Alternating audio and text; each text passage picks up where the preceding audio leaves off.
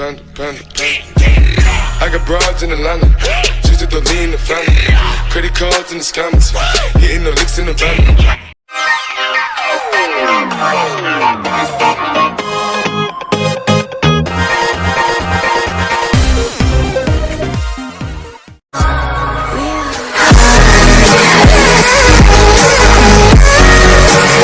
Hi friends, me and Harshini have come together to put a video about Bardoli Satyagraha. So let's get started. The Bardoli Taluk was severely affected by floods, and the farmers were the ones who were adversely affected by this. And despite all of this, the Bombay Presidency had increased the tax rates from 22% to 30%. This had made the farmers very angry.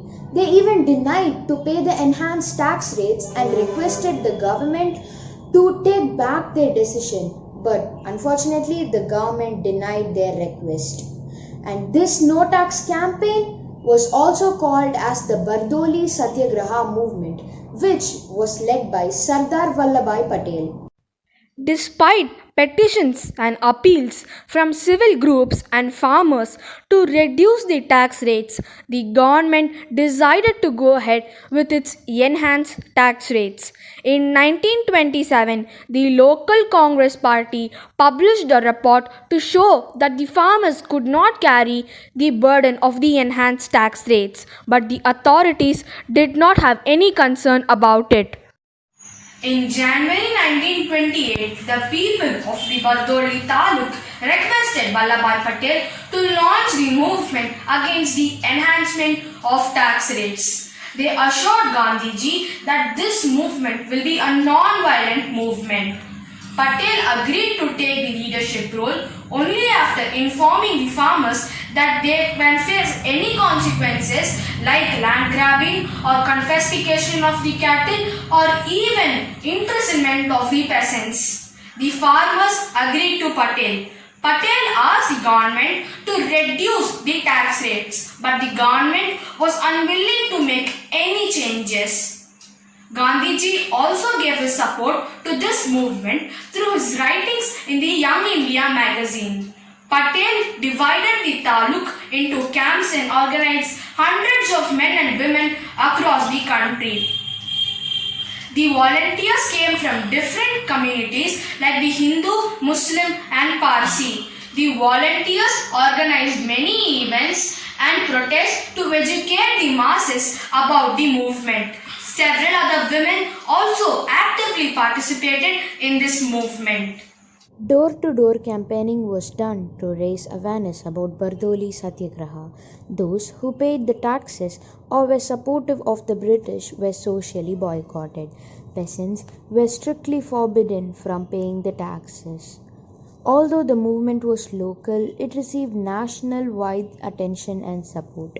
Fearing that things would go out of their hand, the government had set up the Maxwell Broomfield Commission to look into the matter. The revenue was reduced to 6.03%.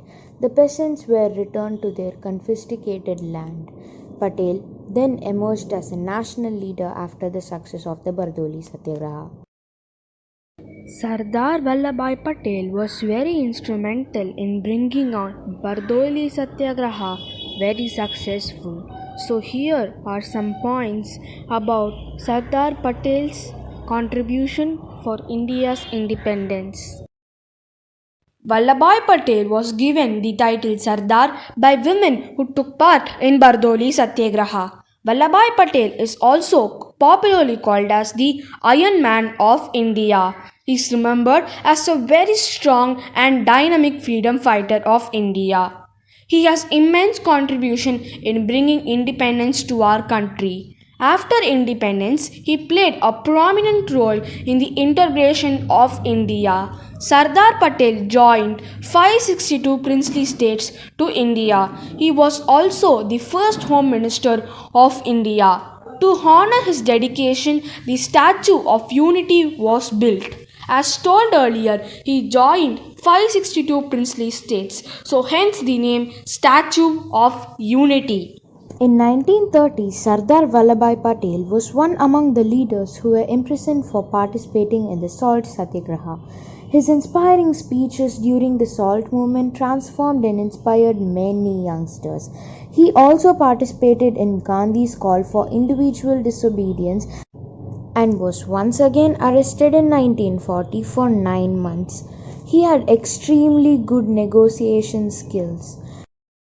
But unfortunately, Patel demised on 15th of December 1950 when he was 75.